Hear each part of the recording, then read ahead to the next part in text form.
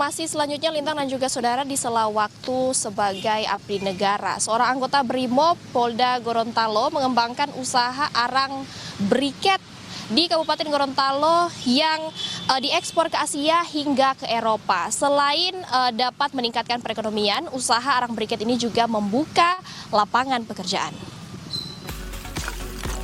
Berawal di tahun 2015, seorang anggota Brimob Polda Gorontalo, Ibda Arifin Mahajani, membuat usaha arang briket di Kabupaten Gorontalo. Di luar jam dinas sebagai aparat kepolisian, Ibda Arifin awalnya hanya sebagai pembakar arang yang ditekuninya selama 1 tahun. Ia kemudian mengembangkan usaha briket ini. Tempurung kelapa menjadi bahan dasar pembuatan arang briket. Arang yang dibeli dari petani kemudian dijemur hingga kering. Setelah kering, tempurung kelapa kemudian dibakar, namun proses pembakarannya perlu kehati-hatian.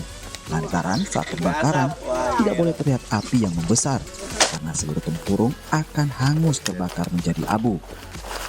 Dari proses pembakaran ini menghasilkan 2 jenis arang, yakni arang karbon dan arang briket. Arang karbon biasa digunakan untuk penjernihan air dan pertambangan. Sementara arang briket banyak digunakan untuk pembakaran yang tidak mengeluarkan asap. Arang briket ini nantinya dikirim ke Surabaya dan Palu untuk diekspor ke Asia seperti Jepang dan Korea, serta Eropa. Permintaan arang briket ini meningkat terutama jelang musim dingin di Eropa. Harga jual arang briket mencapai Rp13.000 per kilogram. Dan dalam seminggu, pengiriman bisa mencapai 20 ton, tergantung dari permintaan dan ketersediaan bahan baku. Untuk ketersediaan bahan baku, Provinsi Gorontalo menjadi satu dari 2 penghasil tempurung kelapa terbesar di Indonesia. Tempat usaha ini sengaja saya bangun di sini. Tujuan utamanya adalah menarik tenaga kerja, terutama ring 1 yang di sekitaran sini, karena memang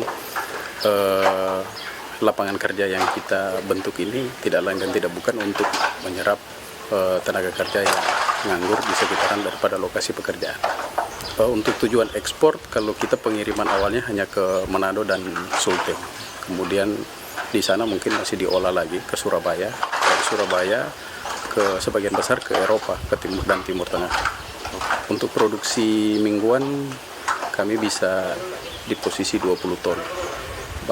Sudah jadi arang. Ekspor itu rutinitas atau berkelanjutan atau bagaimana? Iya, berkelanjutan. Tapi kita juga tergantung bahan baku.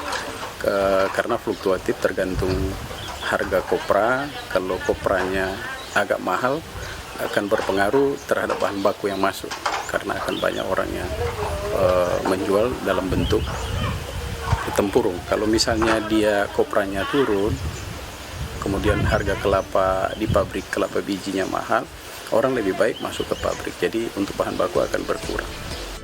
Usaha briket arang ini sangat menjanjikan untuk meningkatkan perekonomian, lantaran permintaan ekspor tidak pernah berhenti.